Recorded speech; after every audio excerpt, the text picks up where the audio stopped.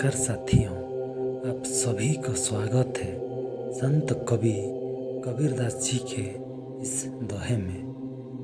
उन्होंने कहते हैं कि अति का भला ना बोलना, अति की भली ना चुप, अति का भला ना बरसना, अति की भली ना धूप।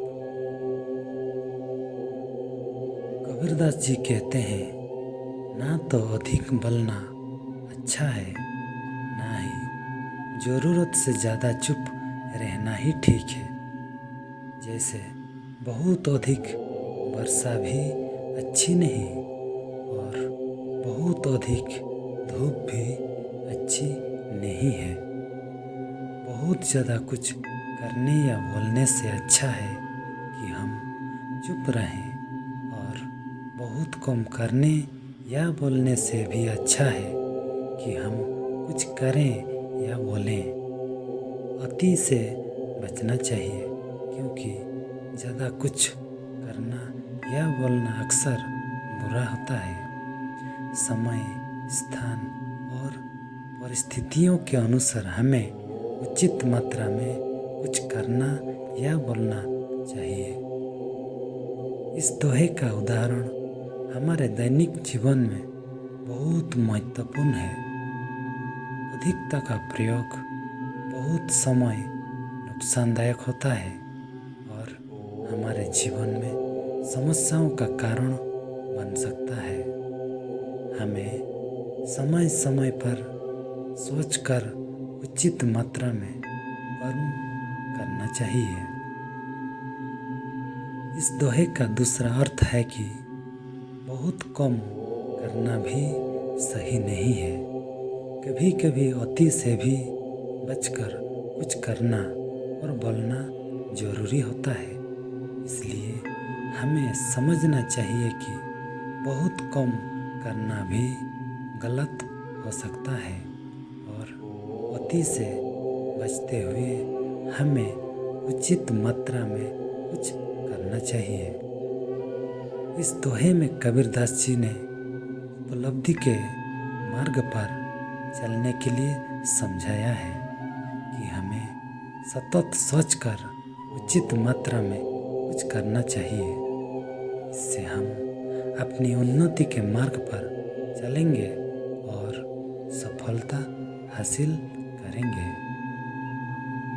इस दोहे में भी एक और संदेश है कि अधिकता से बचकर हमें संतुलित जीवन जीना चाहिए। ज़्यादा नहीं, कम नहीं, बस सही मात्रा में। यह संतुलन हमारे जीवन के हर क्षेत्र में महत्वपूर्ण है। हमारे खान पान, सोने जगने, काम धंधे, संबंध और धार्मिक जीवन में संतुलितता बहुत जरूरी है।